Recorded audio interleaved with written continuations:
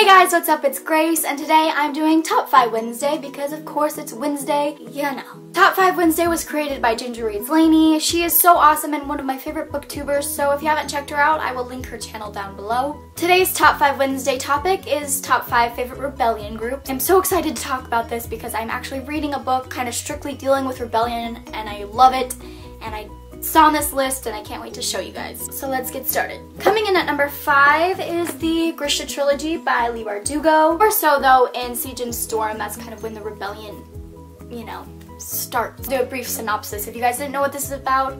It follows an orphan named Alina, and her army regiment cross the Fold, and the Fold is like this big dark expanse of land that people don't really cross over and survive. While her and her army regiment cross the Fold, you find out that there's a lot more to Alina than meets the eye. I actually picked up Ruin and Rising like a month ago, and I got to page 50 and I just wasn't feeling it at the time. It's probably just my mood. From what I read, there will be a lot of rebellion in that book, and I am looking forward to completing the trilogy.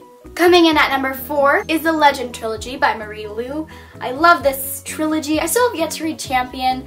I will, I just don't think I'm emotionally ready for it because a lot of people said it's heartbreaking. I'm putting 2 and 2 together and I think I know what's gonna happen, and I just am not prepared.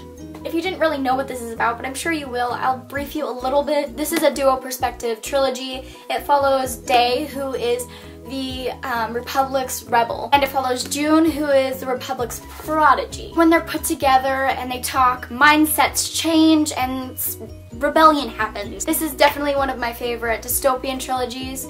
If you haven't read it, I'm sure you have, but if you haven't, I definitely recommend it. Coming in at number 3 is Ignite Me by Tahereh Mafi. The Shatter Me series, you know, but this is the last book in it. There is lots of rebellion in this book. It's just such an amazing conclusion to such an epic series. I loved it so much. It follows a girl named follows a girl named Juliet, and her touch is lethal, and the government kind of wants to recruit her as a weapon.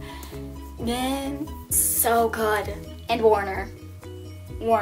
Number 2 is the book I'm currently reading. That is The Final Empire by Brandon Sanderson. Oh, this is so epic. It is really hard to describe this book, so I'll just read like this first paragraph to you. Mists rule the night. The Lord Ruler owns the world.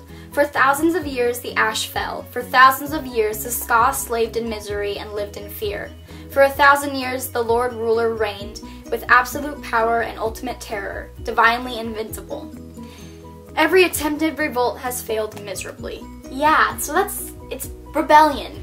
In the Final Empire, the Ska, I think that's how you pronounce it, are the slaves. And they've been so beaten down for so many years that they just don't have it in them to rebel. Main character Kelsier brings it upon himself to kind of start a rebellion, and you learn about his backstory. It follows Vin, who is a 16-year-old girl who has really just had a shitty life in the Final Empire. She's been beaten by her brother and just had a crappy life. It also has Allomancy in it. I think that's how you pronounce it. And Allomancy is like a power in which you digest metals and you burn it in your stomach and just things happen, and it's amazing. I can't put it as number 1 on my list because I have not yet finished it, and who knows, maybe by the end of this book I will hate it because I don't like the ending, but I highly doubt that. This book is unlike anything I've ever read before. It's amazing, and so there's just so much depth and complexity in this. It blows my mind. If you're skeptical kind of about high fantasy, I definitely think that this is a good series for you because I've read a lot of fantasy but not high fantasy,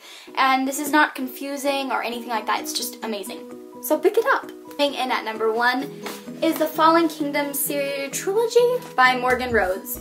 Oh, this trilogy, yeah, it's a trilogy because the 3rd one comes out in October. No, not October, December. These books have lots of rebellion in it. In the first book, Fallen Kingdoms, more so with, what's his name, Jonas.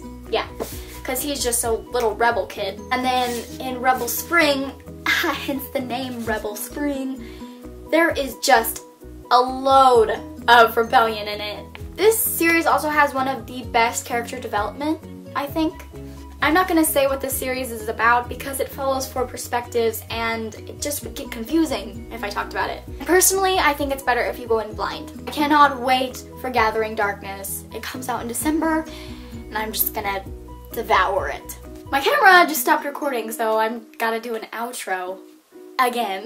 Yeah, these are all my favorite rebellion groups. They are awesome. If you have not picked up any of these series, I highly, highly recommend them. Also, I forgot to mention that I reached 1,000 subscribers about a week ago.